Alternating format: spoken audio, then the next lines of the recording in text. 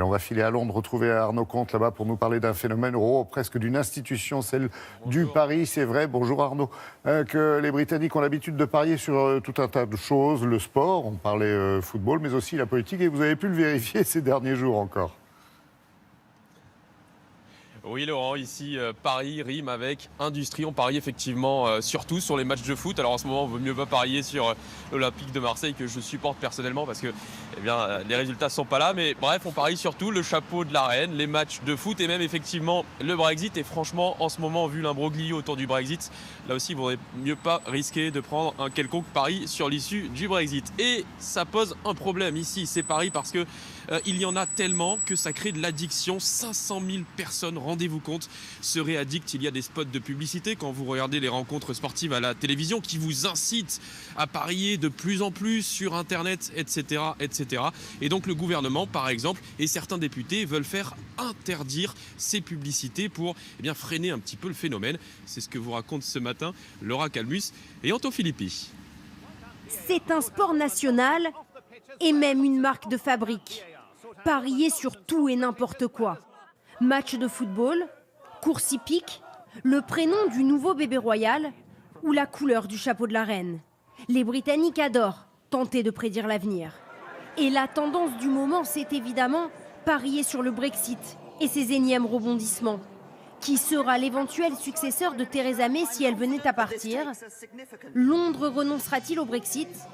Va-t-il y avoir un second référendum? Ce bookmaker surveille les côtes de près. Un des plus gros paris, c'est de savoir s'il y aura un second référendum. Il y a un mois, c'était 12 contre 1, c'est-à-dire une très faible probabilité. Maintenant, c'est 12 contre 8, une réelle possibilité. Mais parfois, pour les joueurs, remplir une grille devient plus qu'un passe-temps. C'est une véritable addiction aux conséquences dramatiques. Adam Bradford en est conscient. Son père était prêt à voler l'argent de son employeur pour parier. On a réalisé la gravité de l'addiction de mon père lorsqu'il s'est fait arrêter par la police pour aller en prison. C'était très secret. C'est comme l'alcool ou la drogue, c'est une addiction et il faut réagir.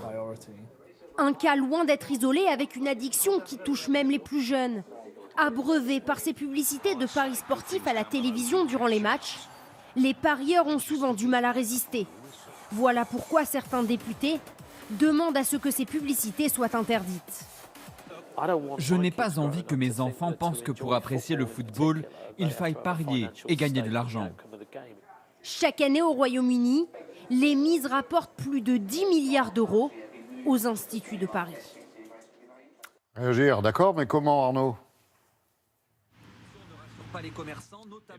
C'est toute la question. Et sur ces 500 000, figurez-vous, addicts au pari, sachez que 55 000 ont seulement entre 11 et 16 ans. C'est vous dire le problème. Et effectivement, il y a des dépressions, il y a des tentatives de suicide. Et donc, c'est un problème qui est pris très au sérieux, problème de santé publique. Donc, si on parie, il vaut mieux parier entre amis. Parce que le seul risque, c'est de payer sa tournée de café ou de croissant le matin quand vous arrivez au travail.